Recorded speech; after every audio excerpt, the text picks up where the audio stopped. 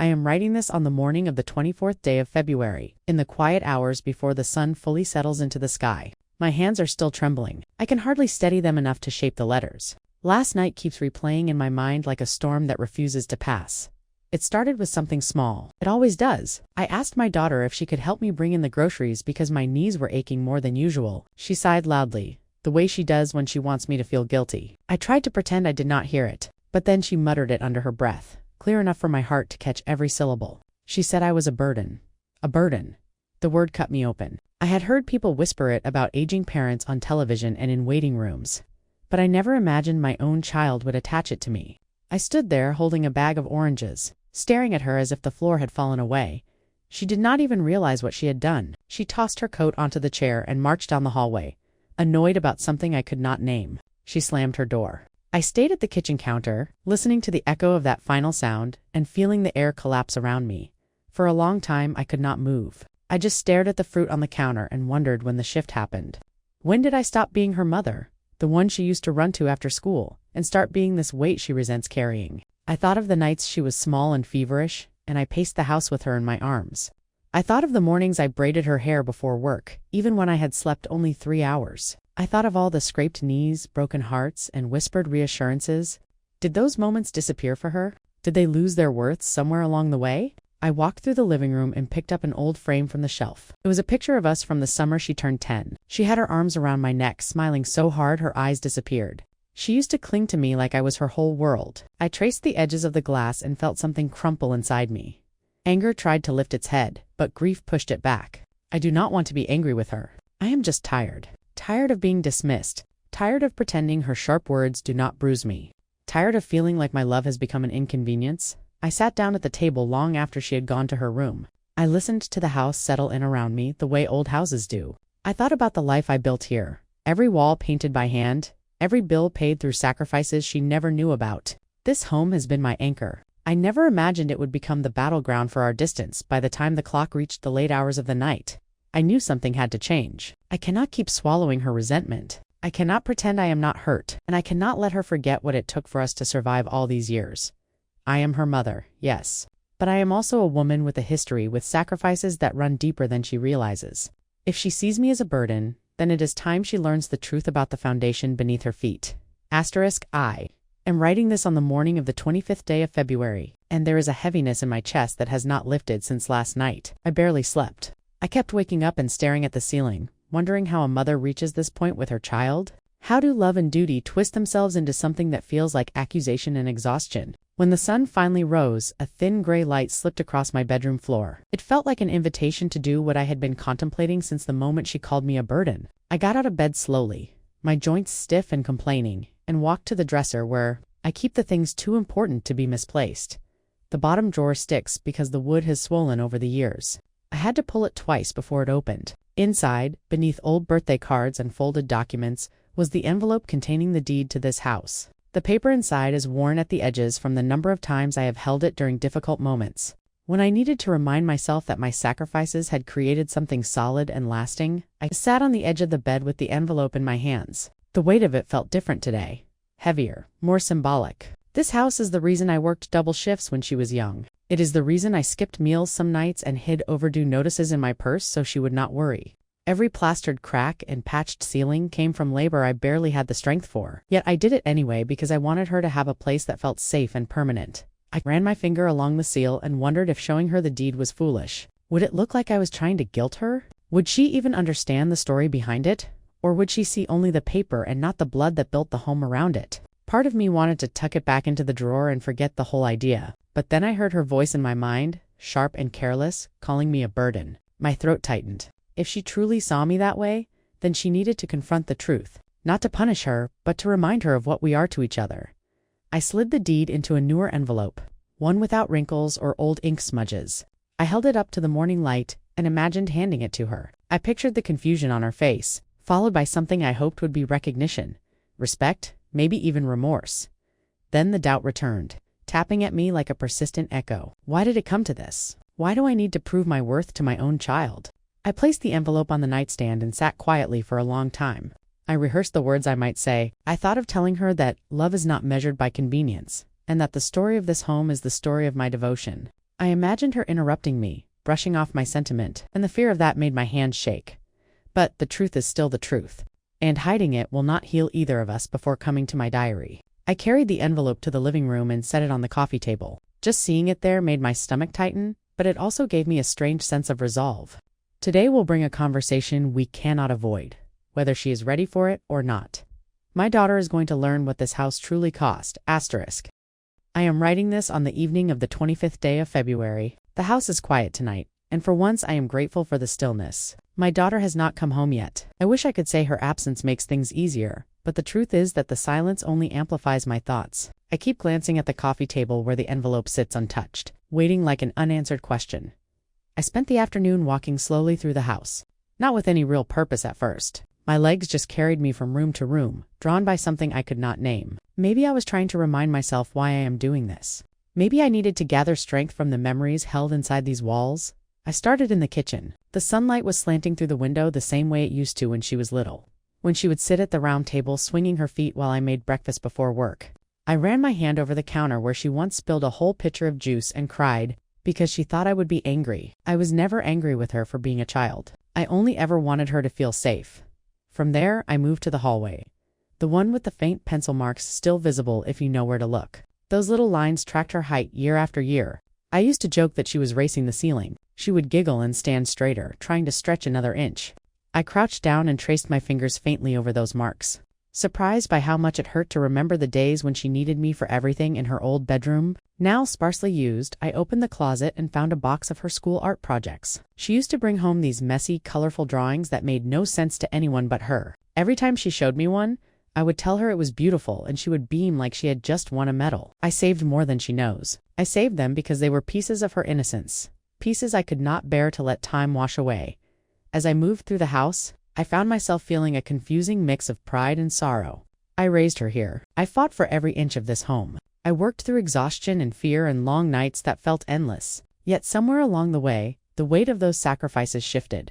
I do not know when she stopped seeing the home as something built out of love and started seeing me as the responsibility tied to it. Was it something I did? Was I too protective? Too accommodating? Did I shield her from the hardships so completely that she forgot they ever existed? The thought made my stomach twist. I opened the hallway closet next, searching for old letters and documents. There they were, unpaid medical bills I struggled through, receipts from repairs I could barely afford, and even a letter from the bank during the year I came close to losing the house. I had shielded her from all of it. I wanted her childhood to be untouched by the fear that gnawed at me every time the phone rang. Looking at those papers now, I felt both proud and tired. Proud because I survived it, tired because she never knew, and maybe that is part of the problem. I sat on the edge of the couch and stared at the envelope again. It looked small, almost harmless, but it holds everything she does not understand. It holds the truth about where she comes from. It holds the story of the nights I cried alone after she went to sleep, terrified that I might fail her. As the sun began to fade, I realized something important. Showing her the deed is not about proving my worth. It is about reclaiming my voice. I have spent too long swallowing pain and pretending her dismissiveness did not hurt me. I cannot do that anymore.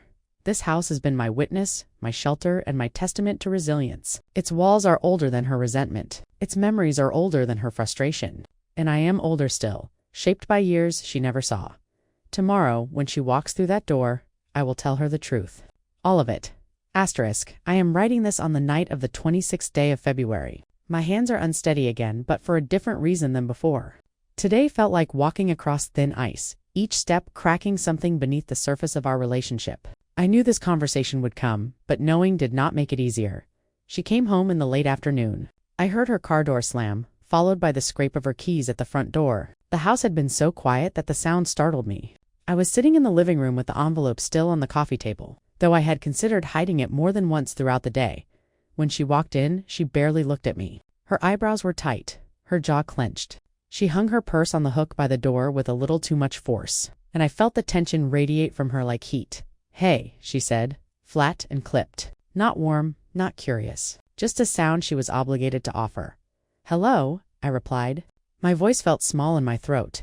She headed straight toward her room, her steps quick and agitated. For a moment I thought she might lock herself away for the rest of the night, and part of me felt relieved. I did not want another conflict. But another part of me, the part that still ached from her words, knew we could not keep pretending. So I waited.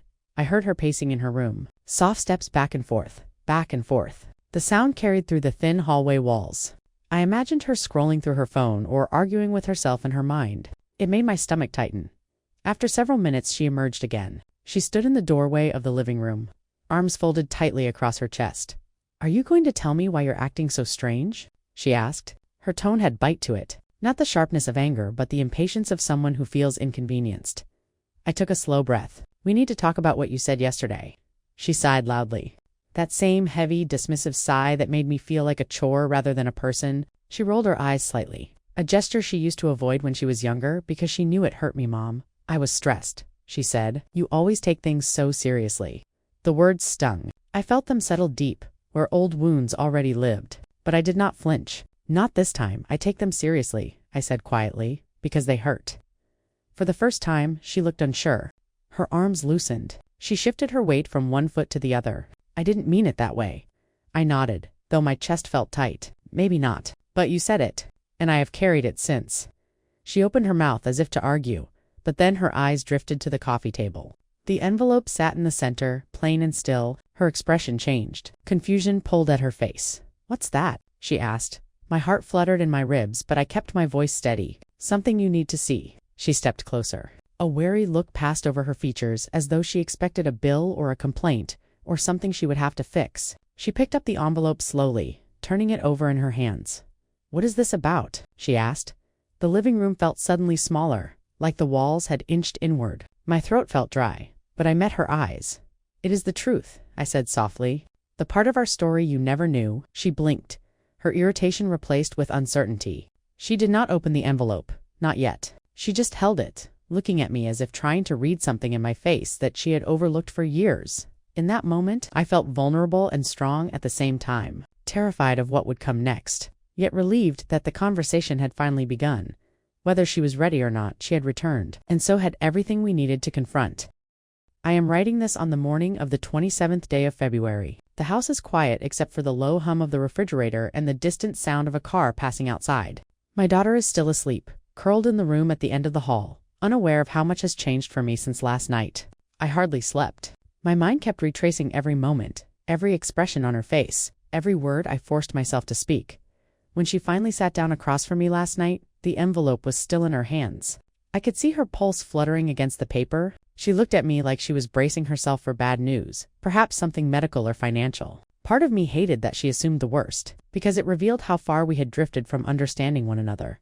"Open it," I said. My voice felt like it belonged to someone else, someone braver. She hesitated. Then she slid her finger under the flap and pulled out the folded document. Her eyes scanned the first few lines, and I watched the confusion on her face melt into something sharper.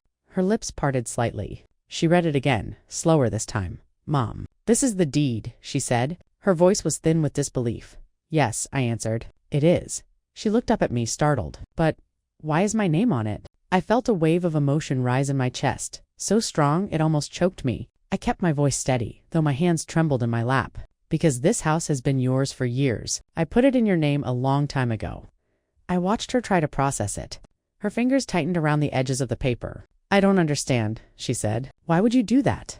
I leaned back in my chair, feeling the weight of all the years pressing down on me. "Because I wanted to make sure that no matter what happened to me, no matter what life threw our way, you would always have a home, a place that belonged to you, even if everything else felt unstable." She blinked rapidly. I could see her mind flipping through our history, searching for moments she might have overlooked, moments that hinted at the truth.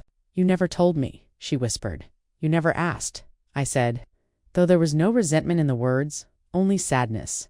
She lowered her gaze back to the deed, her breath shaking slightly. I could tell she was thinking about her own words from the day before, how she had called me a burden. I felt the ache of that moment again, but there was something softer beneath it, now a fragile sense of clarity.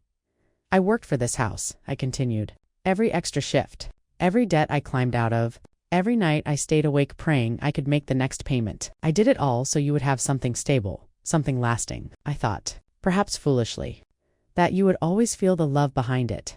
For a long moment she did not speak. The room felt thick with everything unsaid, her guilt, my pain, the years of misunderstandings layered like dust on old shelves. When she finally looked at me again, her eyes were glossy, not quite tears, but the edge of them. "I didn't know," she said. "I really didn't know." "I know you didn't," I replied, but it hurt anyway. She set the deed down on the table, carefully, almost reverently. She stared at it as if seeing the house differently for the first time, its history, its cost, and the quiet sacrifices that built it. The silence that followed was not like the tense silences we have endured lately. It was heavier, deeper, full of recognition and the first hint of remorse. For the first time in a long while, she looked at me not as someone weighing down her life, but as the woman who had carried her through every storm. It was not forgiveness, not yet, but it was the beginning of something we both needed. Asterisk, I am writing this on the evening of the 27th day of February. The light outside is fading into that bluish color that always makes the house feel older, softer. My daughter has been quiet all day. Not distant, not cold, just quiet in the way a person is when they have been forced to reconsider everything they believe to be true. After she placed the deed on the table last night, she sat there for a long time. Her shoulders slumped. Her eyes kept drifting between the paper and my face as if she were trying to reconcile the two. I watched her carefully, unsure if she would lash out, break down, or simply walk away. But she did none of those things. She whispered, "Tell me everything." So I did. I told her about the year she was 6. When the pipes burst in the winter and I had to choose between paying for repairs or paying the electricity bill, I chose the repairs because heat could come from blankets, but running water was non-negotiable. I told her how I cried in the bathroom at midnight quietly, so she would never hear. I told her about the nights I came home from my second job long after she had fallen asleep. I used to stand in her doorway for a moment before going to my own room just to see her breathing, to feel that brief reminder that the exhaustion had a purpose. I told her about the hospital bills from the year. She broke her arm falling from the monkey bars. Insurance barely covered anything, and I spent months negotiating payment plans. I kept those bills hidden because I never wanted her to think her childhood came with a price. As I spoke, she grew very still. Her hands were clasped tightly in her lap. Every now and then she swallowed hard, but she did not interrupt. Not once. Then I told her about the fear. The constant fear. The fear that the bank would take the house. The fear that I would lose my job. The fear that one sickness, one accident, one missed paycheck would undo everything I had fought for. Living with that kind of fear changes a person. It stretches them thin and makes them fierce in ways others cannot see. When I finally explained why I put the house in her name, I felt something inside me loosen. I wanted you to have stability, I said. I wanted to protect you, even from the things you never knew were threatening us. That was when I saw her eyes fill. She blinked quickly, but a tear slipped down her cheek anyway. She wiped it away, embarrassed, and whispered, "I didn't know any of this. I thought you were just being dramatic sometimes." Hearing that hurt, but I nodded. "You are grown now. I thought you would see me clearly by this point. But maybe I hid too much. Maybe I tried too hard to shield you." She lowered her head. Her voice cracked. I should never have said what I said. I reached for her hand, though I was not sure she would take it. She did. Her fingers were cold, but her grip was tight. For a moment I saw her as she was when she was small and vulnerable and wholly mine to protect. "You are overwhelmed," I said gently. "I understand that. But overwhelmed is not the same as cruel. You have to learn which feelings deserve your voice." She nodded, her tears silent now. The guilt in her expression was unmistakable, but I did not want her to drown in it. That was never the goal. The story of the house was never meant to shame her. It was meant to open her eyes. By the time we both stood from the table, the air felt different. Thinner maybe, but clearer. Like we had opened a window that had been sealed shut for too long. I am tired tonight. Somehow telling the truth takes more energy than holding it in, but I feel a strange lightness too. She knows now. Not everything, but enough to understand the weight of her words.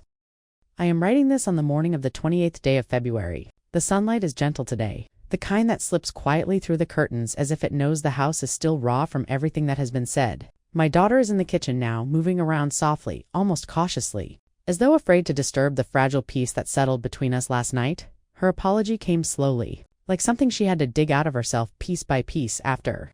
I told her the truth about the sacrifices woven into the walls of this home. She sat there with both hands pressed against her face. Her shoulders shook once, subtle but unmistakable. I had not seen her cry like that since she was a child. The sight pulled something deep in me, a mix of sorrow and tenderness.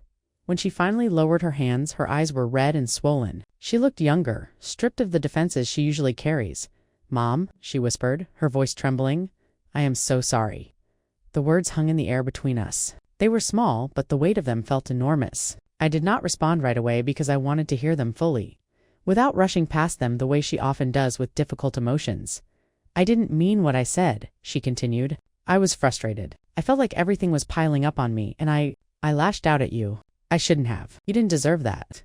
I felt a tightness in my chest, not pain this time. Something closer to release? I know you were overwhelmed, I said, but those words cut deep. They made me feel like all the years I spent trying to give you the best life I could meant nothing. She winced. I know, and that's what hurts the most. Hearing what you went through, knowing what you protected me from, I don't know how I didn't see it. I don't know how I got so wrapped up in my own stress that I forgot you're a person too. Her voice cracked again. She reached for my hand hesitantly, like she wasn't sure she had the right anymore. I let her take it. Her palm was warm and shaking slightly.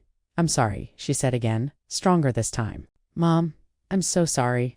Part of me wanted to collapse into those words. Another part wanted to cling to my hurt a little longer, out of habit, or maybe fear. But when I looked at her, truly looked at her, saw the child she once was, the one who used to run to me after a nightmare, the one who cried into my shoulder on her first day of school because she did not want to let go of my hand, she is grown now. Sometimes too quickly, sometimes not quickly enough. But she is still my daughter, and it takes courage to apologize with sincerity. I hear you, I said finally, and I appreciate it. Her eyes softened. She squeezed my hand. I don't want to be that kind of daughter, she said. I don't want you to ever feel like a burden. I was wrong, and I want to do better. Hearing her say it felt like opening a window in a room that had been shut for years. The air changed. I could breathe a little easier. We sat together for a long time, neither of us talking, just sitting. The silence was different now, not filled with resentment or defensiveness. It felt like acknowledgement. It felt like beginning again, even in a small way. Eventually, she rested her head against the back of the couch and whispered, "We'll figure this out, together." I believed her. The hurt is not fully gone. Wounds take time to close. But for the first time in a while, I can see a path forward. Not perfect, but possible. Asterisk, I am writing this on the night of the 28th day of February. The house feels different tonight. Not lighter, exactly, but steadier. As if the floorboards themselves are relieved that the words we kept swallowing have finally been spoken aloud. My daughter and I spent most of the afternoon talking in the quiet way people do when they are trying to rebuild something delicate, something that cracked but did not fully break. She made us tea this morning, which is unusual for her. She set the mug in front of me without saying anything, but I felt the gesture more deeply than any grand apology. Small kindnesses often say what words struggle to express. I watched her as she moved around the kitchen. Her movements were softer, her shoulders less tense. She kept glancing over at me, almost checking to see if I was still here, still open, still willing. We sat at the kitchen table for a long time, the steam rising from our cups between us like a fragile bridge. She spoke first. I want us to be better, she said quietly. I don't want to ignore things anymore. I don't want us to keep hurting each other by pretending everything is fine. I nodded. Pretending doesn't protect anyone. It only piles the hurt in corners until we trip over it. That made her smile, faint but real. She took a deep breath before continuing. I think we should bring someone in to help. Maybe not permanently, but someone who can take some of the pressure off both of us. You shouldn't have to do everything alone, and I shouldn't act like I'm carrying the whole world on my shoulders. The idea of outside help made something inside me stiffen at first. For years, I pushed myself to manage everything. Part of me still believes that asking for help is the first step toward losing independence. But I reminded myself that refusing help had not protected me from pain. It had only isolated me. I can agree to that, I said slowly, but it will take time for me to get used to it. I know, she replied gently. We can figure it out together. We spent the next hour discussing practical things. Schedules, responsibilities, what I can still manage comfortably and what is starting to strain me. She listened, truly listened without sighing or interrupting or making me feel like I was inconveniencing her. I could see her trying, and that effort alone felt like a balm. At one point I told her, my biggest fear isn't growing old. It's growing old alone with no one to understand me. Saying those words out loud felt like exposing a wound I had kept covered for years. She reached across the table and held my hand. You're not alone, she said. I didn't act like it before, but I promise you're not. Her voice trembled as she said it, which made me believe her more. Later, we talked about the house, not the deed this time, but what it symbolizes. She told me she is grateful, deeply grateful, and she said it with a sincerity that tightened my throat. I realized then that this conversation was not about property or obligation. It was about connection, about two women, mother and daughter, finally sharing truths they had both avoided for too long. Before dinner, she helped me fold laundry. It was such a simple act, but I felt the quiet shift between us. The way she handed me the towels gently, the way she asked if my knees were bothering me, the way she stayed close but not overbearing. It reminded me of the early years when she wanted to be useful, when helping meant spending time together. We are not healed, not fully. Trust is not something restored overnight, But something important happened today. We stepped toward each other instead of away. We acknowledged the hurt, the history, the love still sitting stubbornly beneath all of it tonight. As I write, I feel something I have not felt in a long while. Hope, not the naive kind, but the quiet kind that grows slowly after a storm, when the ground is still damp and trembling, but beginning to sprout again. I am writing this on the morning of the first day of March. The house feels changed in a way I cannot fully explain. Nothing looks different. The same old wallpaper, the same uneven floorboard near the hallway closet, the same kitchen chairs that wobble when you lean too far. Yet there is something new in the air, as if the home itself has exhaled after holding its breath for far too long.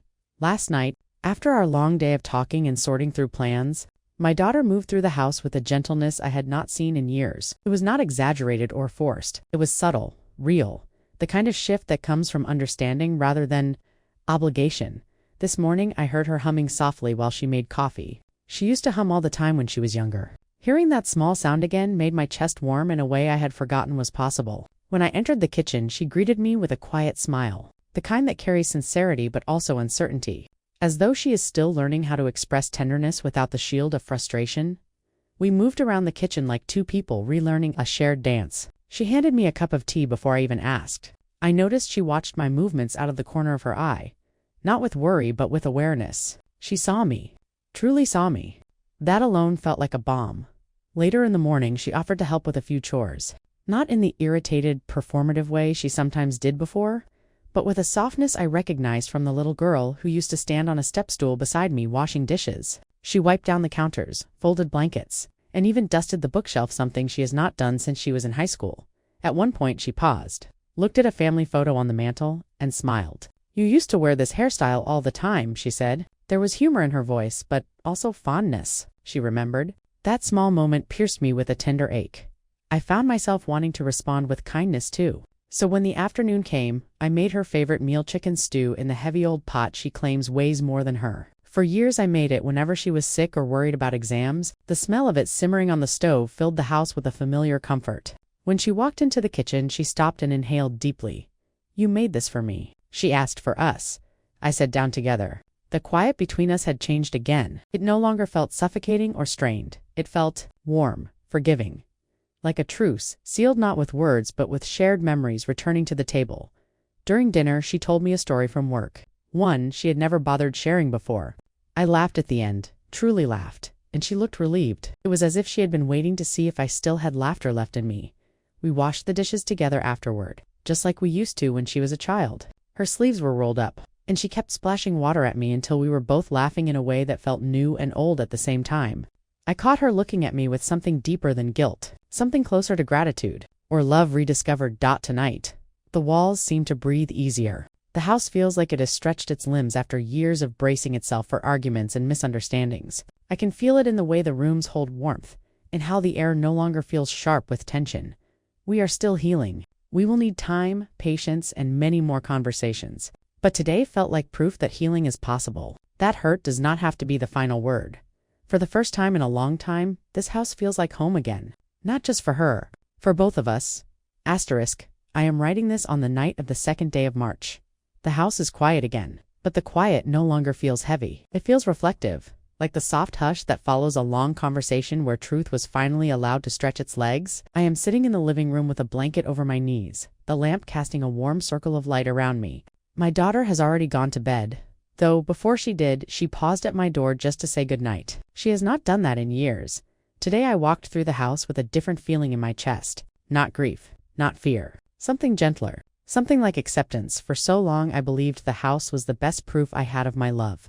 A tangible monument to sacrifice. A promise I built with my own hands. But these last few days have taught me something I did not know I needed to learn. The house was never the legacy I wanted to leave her. The legacy is the story, the late nights, the double shifts. The tears dried quickly so she would not see them. The prayers whispered into the dark. The laughter in good years and the determination in the hard ones. All of it had lived inside these walls, layered into the paint, the floors, the ceilings.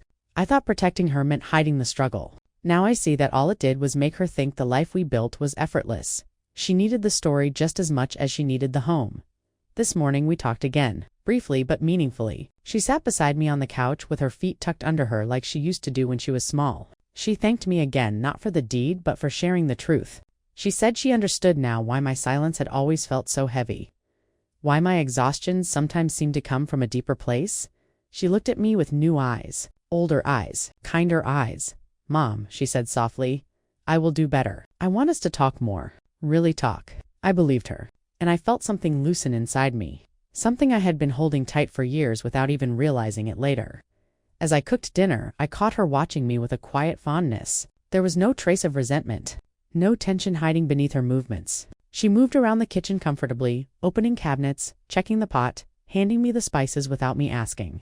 We looked like two women who had finally found a rhythm again. Tonight, as I sit here writing, I feel grateful. Not for the conflict, but for what it led us to uncover. Hurt can hollow out a space between two people. But sometimes that hollow space can be filled again, slowly, tenderly. With understanding, I look around the living room now and realize that the house has shifted for me too. It is no longer a symbol of what I endured alone. It is a reminder of what we survived together, even when she did not know the full truth. It is a testament to resilience, but also to forgiveness. The deed sits in the drawer once more. Not hidden, not protected, just resting. It belongs to her, but the story belongs to both of us. My daughter came to my room a little while ago, just before bed. She stood in the doorway and said, "I'm glad we talked, Mom, really talked." Then she stepped forward and hugged me. A full, warm, lingering hug that felt like a bridge rebuilt plank by plank. "Thank you," she whispered. I felt those words settle into the quiet corners of my heart. For years, I feared they would never come. This chapter of our life has been painful, honest, and raw. But it has left me with something stronger than pride or ownership or proof. It has left me with connection, and that is what the house has always truly meant.